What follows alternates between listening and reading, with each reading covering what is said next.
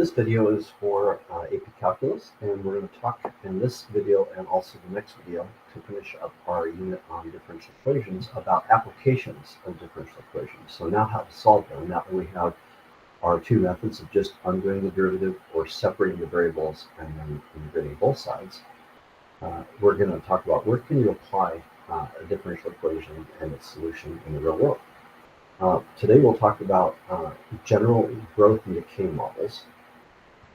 So models or modeling just means to find an equation or a differential equation to model a scenario.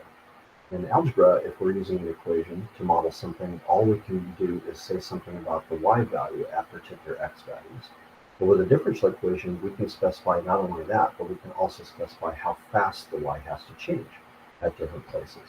Right, so we're going to generally try to come up with an equation to model something in the scenario as described, and then we'll be able to use the solution to that differential equation to answer further questions about the scenario.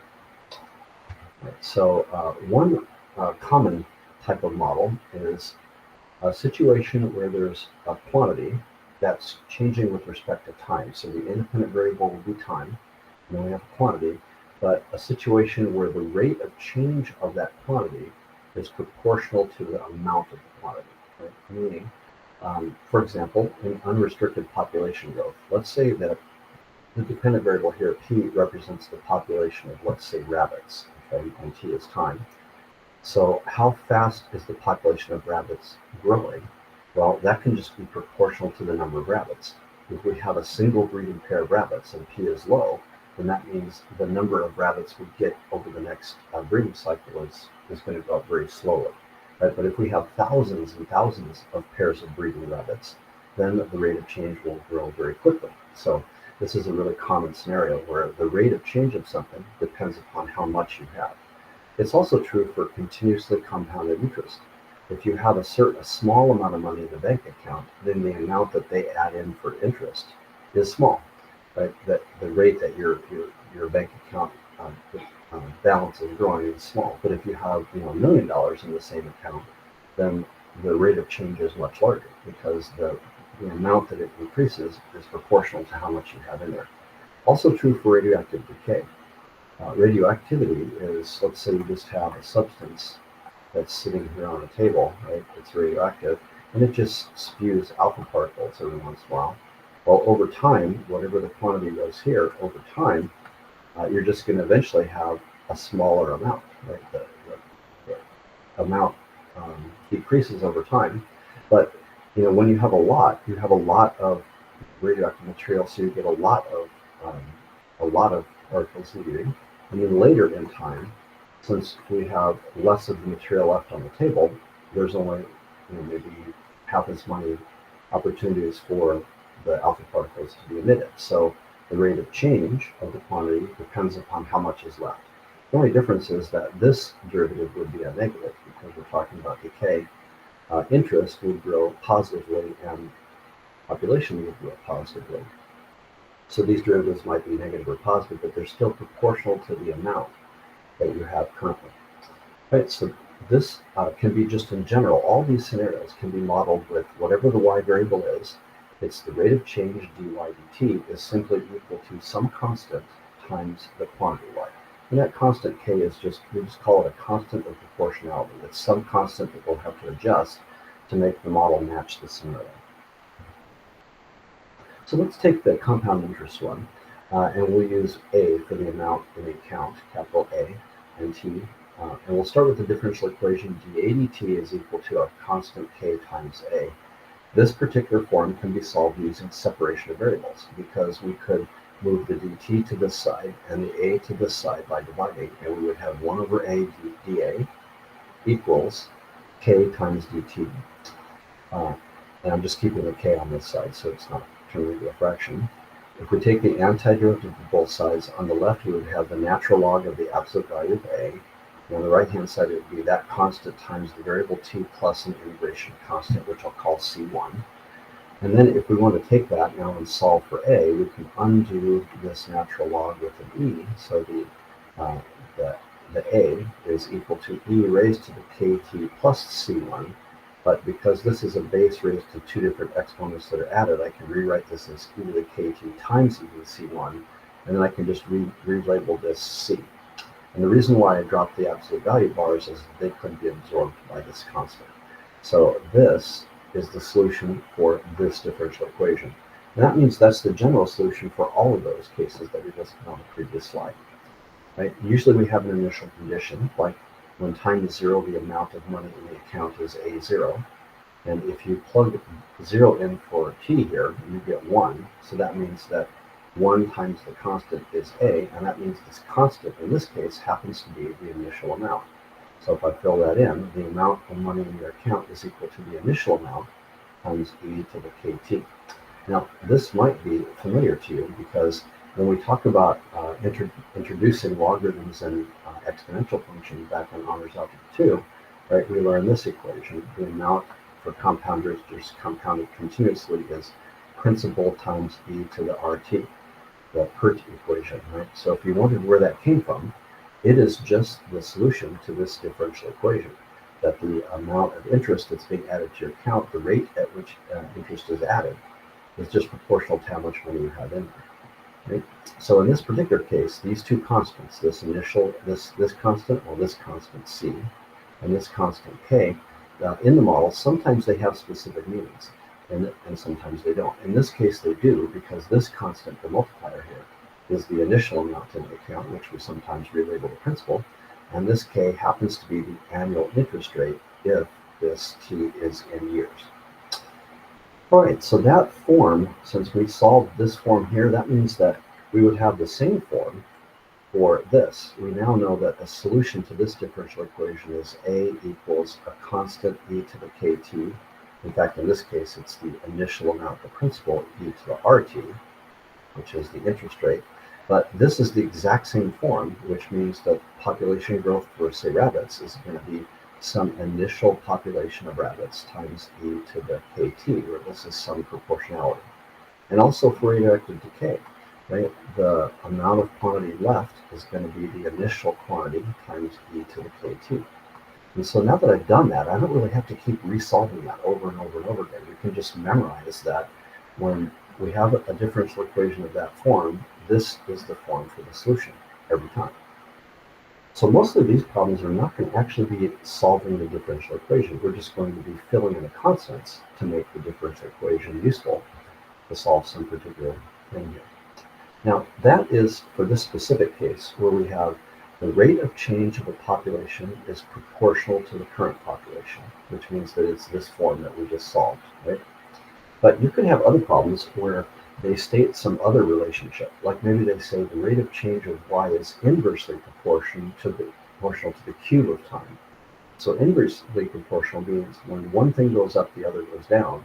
So instead of this cube of time, t cubed, being on the top of the fraction like this p was, it would have to be on the bottom of the fraction. So it would be it's some constant of proportionality that times 1 over t cubed, or just k over t cubed. Right? Or maybe you have dependency on both the dependent variable and the independent variable, like the rate of change of the population is proportional to the current value of y squared. So there's a constant proportionality. It's directly proportional to y squared, but it's inversely proportional 1 over to the square root of time. And so that means you can make it k times y squared over the square root of t, and that's what the rate of change of the y would be with respect to time.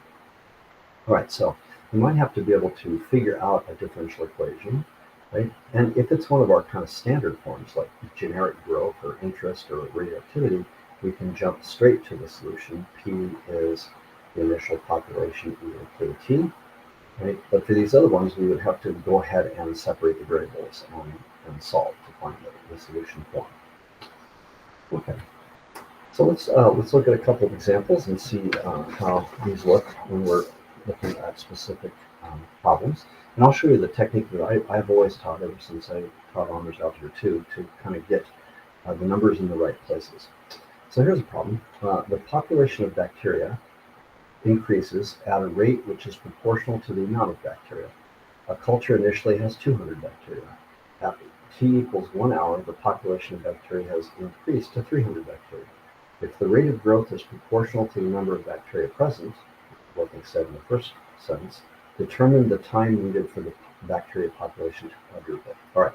So first of all, this wording here and here is telling you that the rate, let's define P to be the population of bacteria. The rate of change is proportional to the bacteria present. So that is our standard growth equation, which means I don't have to bother to solve it. I already know that the solution as a function of time is going to be the initial population.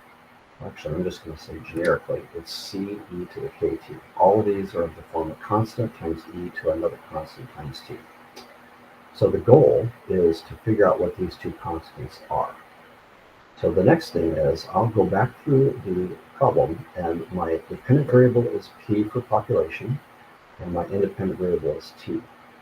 Okay, so it said culture initially has 200 bacteria. So I'm going to look at every number in the problem and figure out, is it a population or is it a time? Here this 200 is a population, so I'll put that 200, and that means the units here are bacteria. And this is initially, which means when the time is 0. Okay?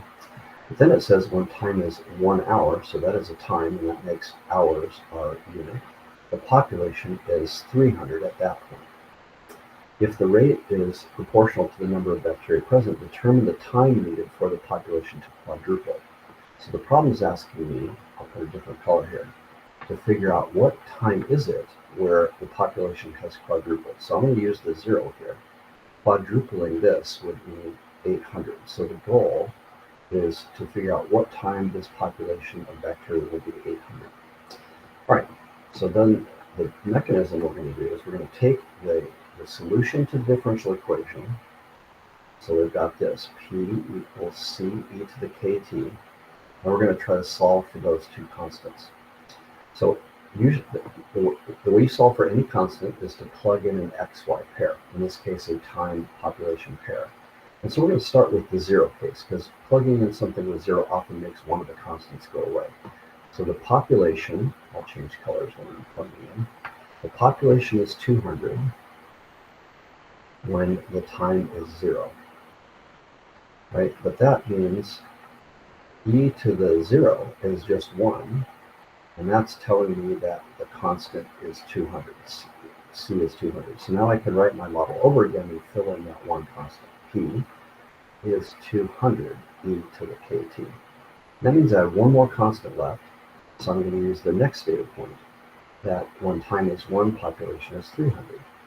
So if I plug in 300 for the population, and I plug in 1 for the time, that means that, let's see, we're going to have to solve this now. If I divide both sides by 200, I get 300 over 200 equals e to the k, which means that e to the k is equal to 3 halves. And now I have to untrap this k from the e. So what does that is a natural log. If you take a natural log of both sides, they cancel out and give me that the k constant is the natural log of 3 halves. Okay, so now I can fill in my final model. P is C, which is 200. E to the, that k is natural log of 3 halves. I could make it a decimal, but I'm just going to leave it in exact form here, times t. And that means I can plug in any population and solve for a time, or I can plug in any time and solve for a population. Maybe just to illustrate that this is a constant, I'll go ahead and figure out what that constant is. So if we take a calculator and we figure out the natural log of 3 halves, that turns out to be this. So I'm going to take a pretty unrounded version of that. That is 0.405465. 0.405465t, just to make it clear that that is just a constant. Okay, so I can plug in a time and get a population, or a population and get a time. So now I'm going to plug in 800 as a population and solve for the time when that is true.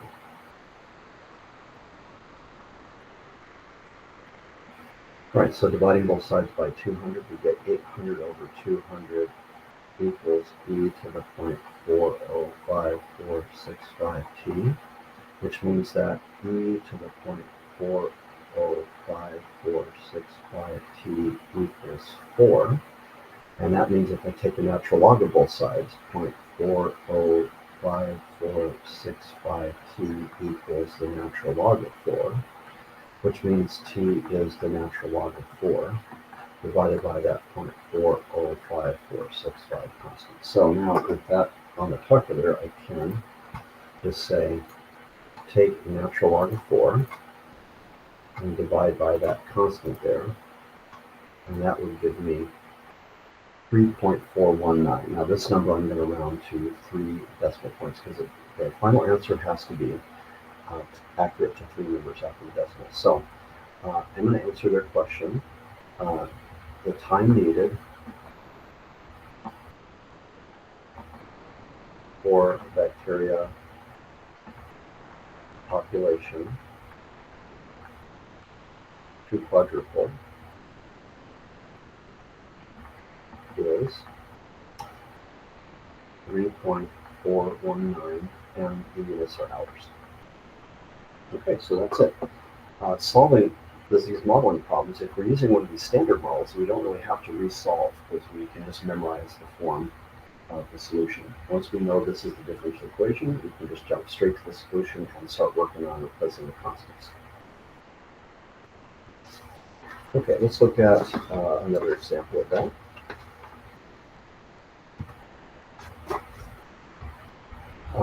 Radioactive substances.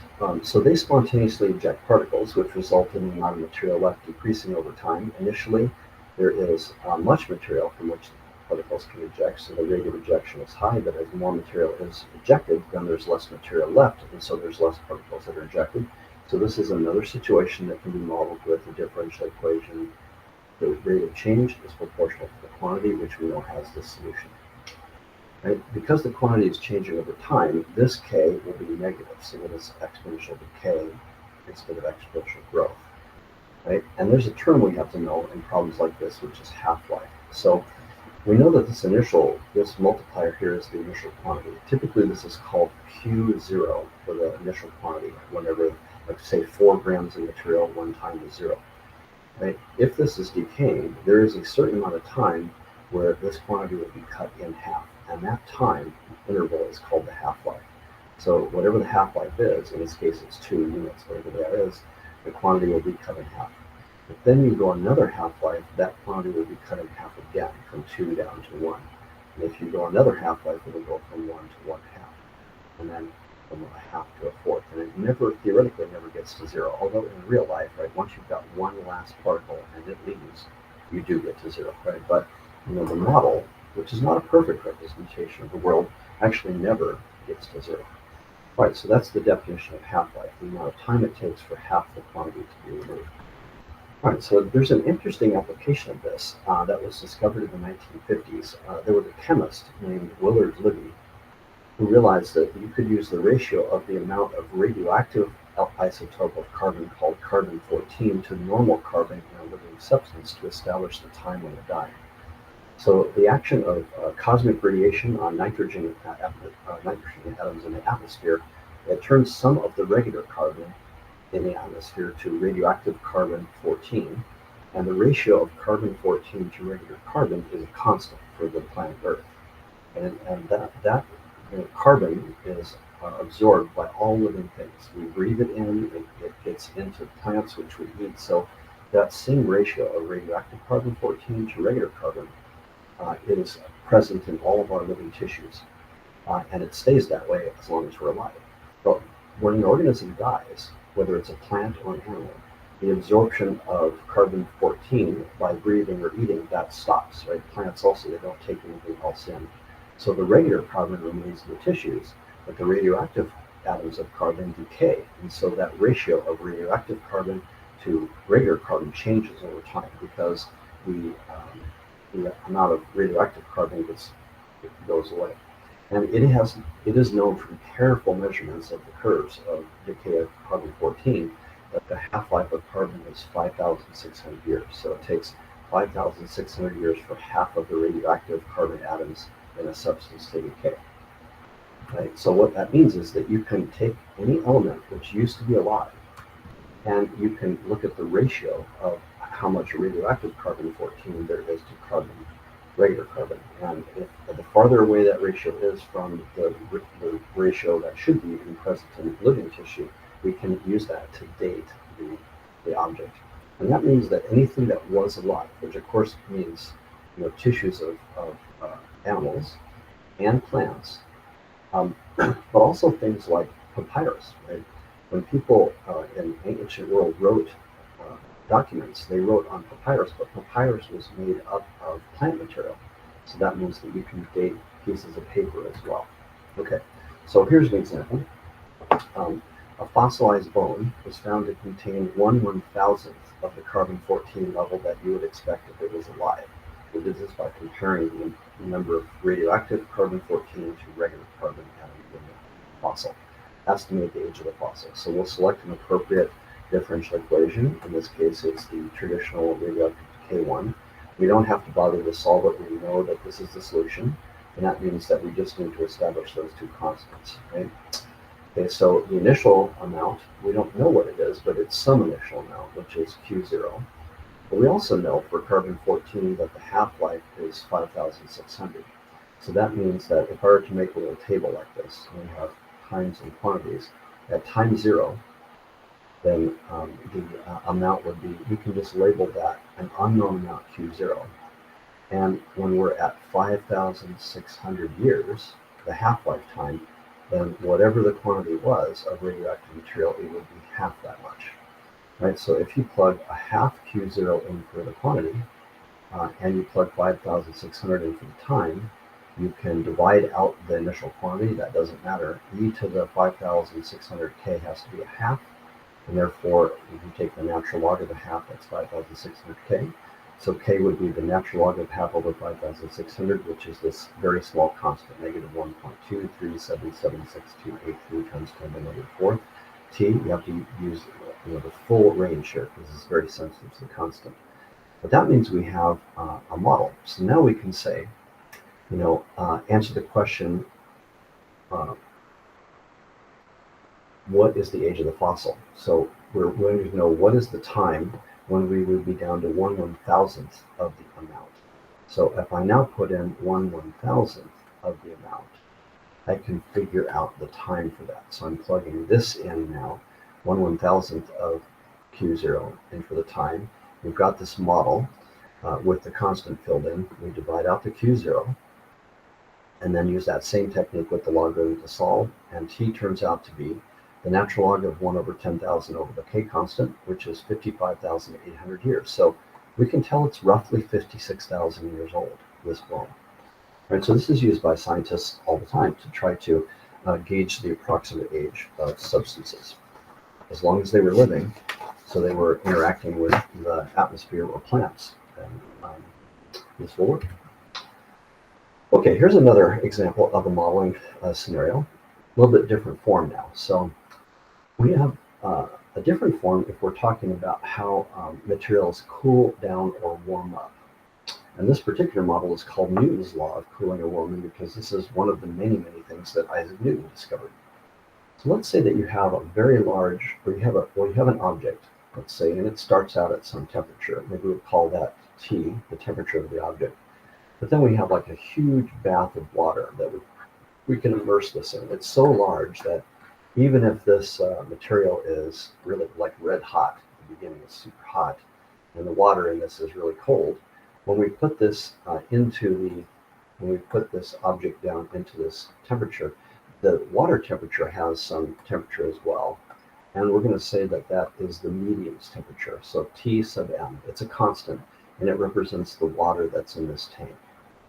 Okay, so there's water in this tank here.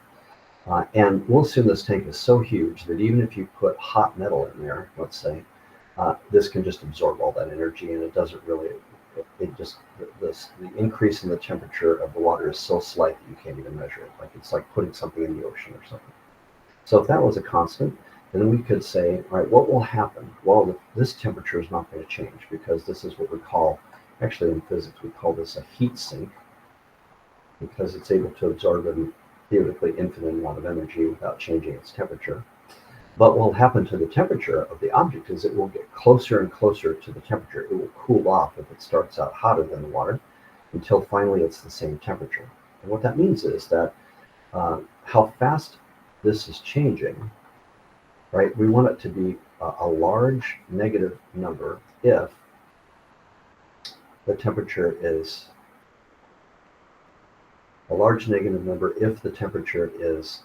above the medium's temperature and it's far away. So this needs to be a really large negative number when T is far away from the medium's temperature. But then when T gets close to equaling that, we want the rate of change to be 0 so that it no longer changes temperature. So there's a simple model for that. We can just say that the rate of change of the temperature is equal to a constant, which is negative, and then times how far away the object's temperature is from the medium's temperature.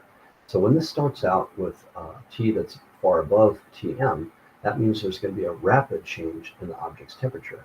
But as this temperature gets closer and closer to 0, this gets closer and closer to 0, and it just turns off the derivative and makes it no longer change temperature. Right, so this is the differential equation for Newton's law of cooling or warming. And Tm is right now a constant. Let's assume it's a constant. We can solve this for separation of variables, because I could divide this to the other side and multiply the dt to this side with the k. And that means we would have the integral of 1 over t minus tm dt equals the integral of k dt, which means you could do a u substitution, and the derivative du is equal to dt, so you would end up with 1 over, this antiderivative of 1 over is the natural log of t minus tm, and that's equal to k times the time t plus an integration constant. If you undo this with e to both sides, you get t minus tm is equal to e to the kt plus c1, which can be written as c times e to the kt, which is a new constant, e to the c1, which we're relabeling c. And then you simply add this tm to the other side. So for Newton's law of cooling, right, this is the solution, which looks just like the c e to the kt, but plus the medium's temperature. Right, so now that we have solved that, we don't need to redo this step. We can just memorize that this is the solution if we have this structure here. But this does require that this be a constant temperature, that this is heat. All right, so let's do one last problem here to illustrate the use of this model. Let's say you're a detective, and a murder victim's body is found by detectives who wish to establish the time of death. When the victim was alive, their body temperature was the typical 98.6 degrees Fahrenheit, which begins cooling towards the ambient temperature as soon as the death occurs. So this victim was found in a building that had air conditioning that maintained the temperature in the building at a constant 78 degrees Fahrenheit. And it's a large air mass, so you can consider it to be constant like a heat sink. Detectives arrived on scene at 6 a.m. and they found the core temperature of the body to be already down to 84 degrees Fahrenheit. So then they took another measurement a half hour later at 6:30, and they found the temperature to have dropped to 83. And just from that information, can we determine the time of death? And we can. We're going to use Newton's law of cooling, which has this solution that we just derived. The temperature of the body is equal to the air temperature plus some constant e to the kt. And let's go ahead and define time to start when the body was found. So 6 a.m. is going to be t equals 0. We'll use hours, and so then we're going to declare the 6:30 time to be t is 0.5. Right? So that means that when time is 0, the body temperature was 84. At a half hour later, at 6:30, the temperature was 83. And we want to know the time of death, where the temperature of the body was 98.6. All right, so the way we could solve this is start with this model. We've got the temperature of the body is the medium's temperature plus c e to the kt. And the first thing is we can just plug in this, because we know that the air conditioning maintains the air temperature at 78. So we're just going to plug that in for that.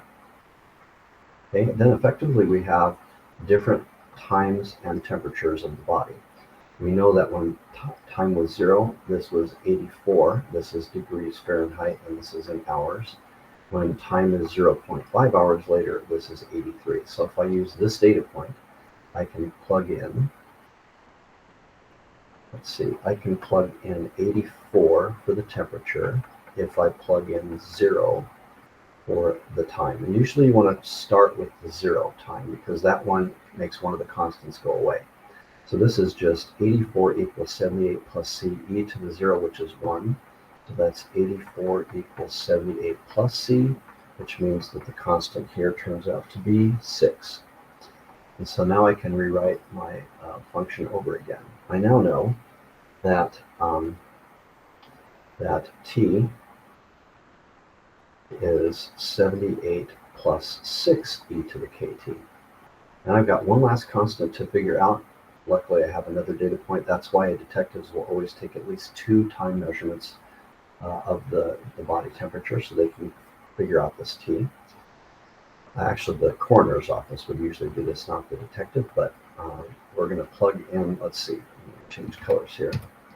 We're going to plug in temperature is 83 degrees when the time is 0.5 hours.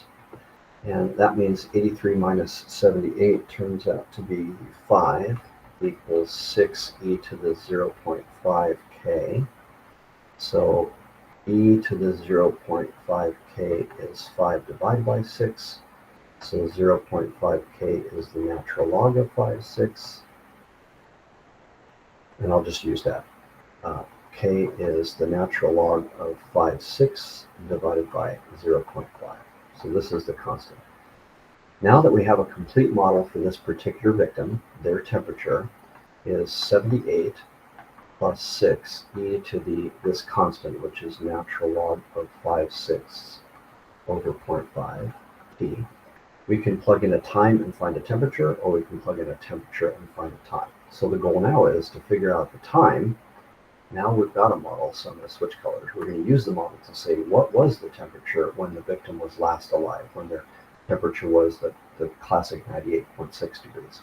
So we can plug in 98.6 for the temperature and solve for, this is a constant, 5/6 over 0.5 t. Solve for this t.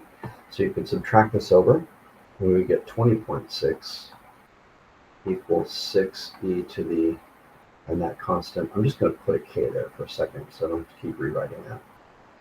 And then that means if we divide this e to that constant t is 20.6 over 6, which means when you take the natural log, it's going to be, now I will put that constant in, natural log of 5/6 over 0.5 times t is the natural log of 20.6 over 6. And then that means t is the natural log of 20.6 over 6 divided by the natural log of 5/6 divided by 0.5. And if you carefully enter that in the calculator, you get negative 3.383 hours, which means that this person died 3.383 hours before 6 a.m. So somewhere between 2 and 3 a.m. it turns actually out to be 2:37 a.m. But I think the medical examiner would report time of death somewhere between 2 and 3 a.m. All right, so that's how you can use differential equations in interesting applications like forensic science. Okay, there's one other video, which we'll talk about later, that covers a specific model called the logistic model. It's also a variation on population growth, but we sometimes see general growth and decay models, which would be examples like we've covered here.